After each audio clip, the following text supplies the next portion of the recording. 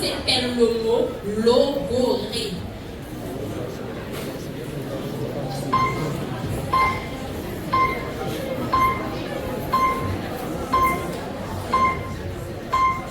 L-O-G-O-R-H-E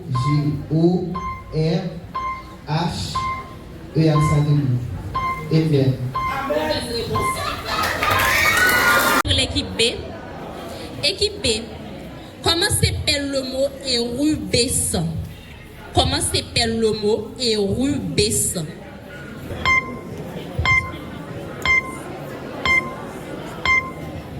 H-E accent aigu, R-U-B-E-S-T-E. Mauvaise réponse. H-E accent aigu, R-U-B-E-S-S-E. Mauvaise réponse. Question pour l'équipe A. Équipe A. Comment s'appelle le mot idyllique?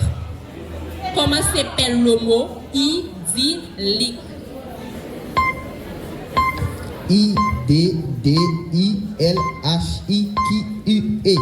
Mauvaise réponse. I-D-Y-L-I-Q-U-E. Mauvaise réponse. Deuxième question d'épellation pour équipe B. Comment s'appelle le mot hiéroglyphe?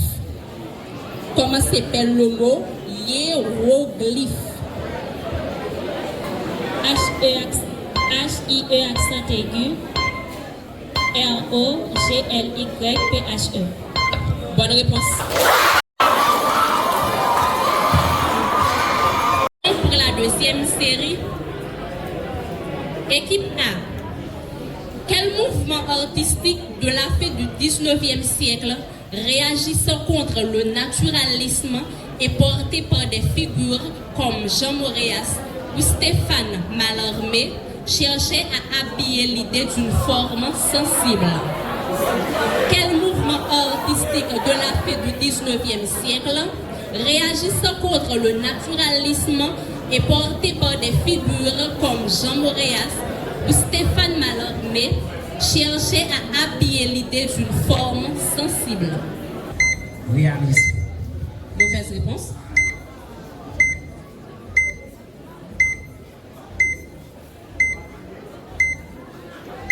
Naturalisme. Mauvaise réponse. Pas de réplique. Pour l'équipe B. Première question pour l'équipe B. Équipe B. Quel écrivain, poète et essayiste français, chef de file du mouvement surréaliste, a publié les 3 manifestes du surréalisme 1924, 1930, 1942 et le récit de Nadja? Quel écrivain, poète et essayiste français, chef de file du mouvement surréaliste, a publié les 3 manifestes du surréalisme 1924, 1930 et 1942 et le récit de Nadja? Karl Marx. Non.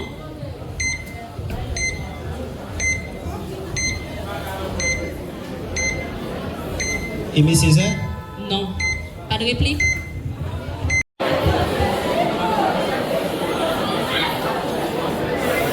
Dans la grammaire créole, qui ça aurait les verbes série? Comment, qui ça qui verbe série dans la grammaire créole là? Dans la grammaire créole là, qui ça aurait les verbes série? Qui ça aurait les comme ça? C'est des verbes qui suffisent. Il y en a après l'autre. Bonne réponse.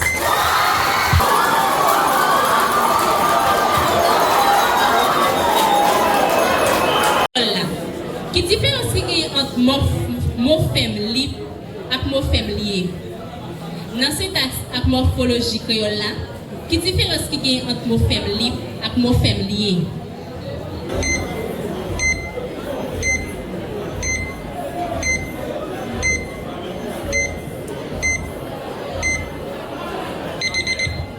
Question ignorée, pas de réplique.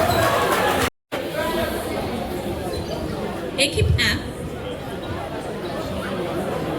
C'est une pièce représentative du romantisme dans le théâtre de Victor Hugo, qui a été très critiqué, joué en 1830 à la Comédie Française. Son arrêt a été réclamé par les opposants du romantisme. De quelle pièce parle-t-on? C'est une pièce représentative du romantisme dans le théâtre de Victor Hugo, qui a été très critiquée, joué en 1830 à la Comédie Française. Son arrêt a été réclamé par les opposants du romantisme. De quelle pièce parle-t-on? La contemplation.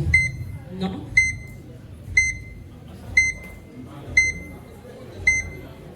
Notre-Dame de Paris. Mauvaise réponse. Pas de réplique?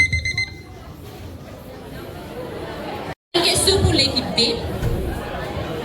C'est un peintre expressionniste norvégien et l'auteur de la célèbre série de toiles et de lithographies intitulée Le Cri 1893, symbolisant l'angoisse existentielle moderne. De qui parle-t-on? C'est un peintre expressionniste norvégien et l'auteur de la célèbre série de toiles et de lithographies intitulée Le Cri 1893, symbolisant l'angoisse existentielle moderne. De qui parle-t-on? Sophie Kahl. Non.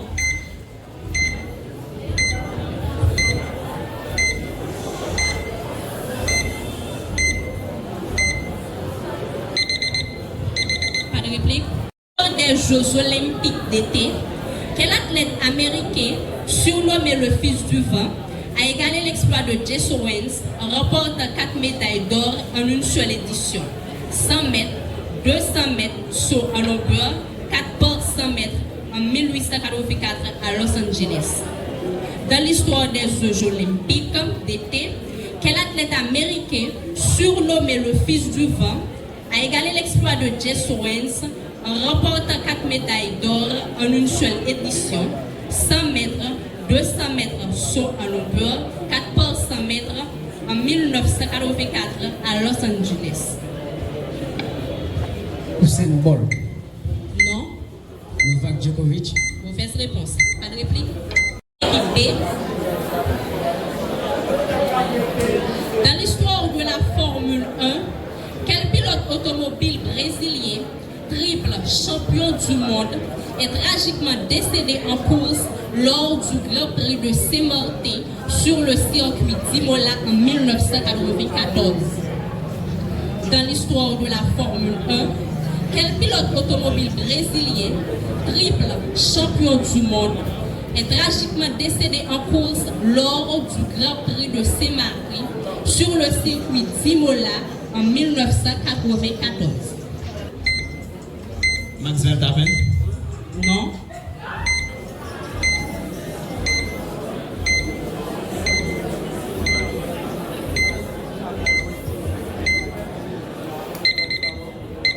Pas de réplique? En 1815, quelle assemblée diplomatique pan-européenne réunissant les grandes puissances après la chute de Napoléon Ier a redessiné les frontières de l'Europe et instauré le système de la Sainte Alliance? En 1815, quelle assemblée diplomatique pan-européenne réunissant les grandes puissances après la chute de Napoléon Ier a redessiné les frontières de l'Europe et instauré le système de la Sainte Alliance?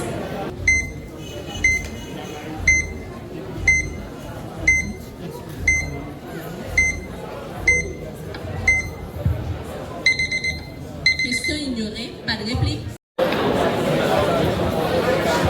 Question d'histoire pour l'équipe B. Question d'histoire pour l'équipe B. Équipe B. En 1686, par quel édit royal le roi de France, Louis XIV, a-t-il révoqué l'édit de Nantes interdisant ainsi le protestantisme sur le territoire français et provoquant l'exil massif des Huguenots? En 1685, par quel édit royal le roi de France, Louis XIV, a-t-il révoqué l'édit de Nantes interdisant ainsi le protestantisme sur le territoire français et provoquant l'exil massif des Huguenots.